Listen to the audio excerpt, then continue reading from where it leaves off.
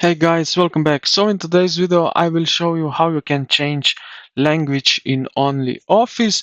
So let's get straight into it. So now for that we need to get to the options. So how we can get to options is you see here this top bar right here with open files, and next to it it says ONLYOFFICE at the most top left corner.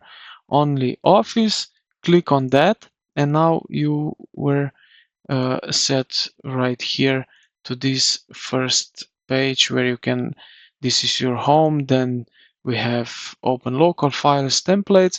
Right now if you go on the left bottom you will see a agent and then settings. Click on the settings.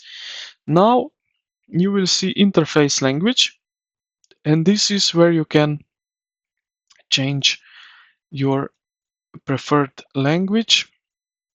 When you do that, just hit apply button right over here and it will change. So if I use Espanol, now you can see that everything changed with Espanol. If I go back to English, now it's everything back in English. So I hope this video helped you out. If it did, consider to like the video and subscribe to the channel. Thank you for watching, and I will see you in the next one.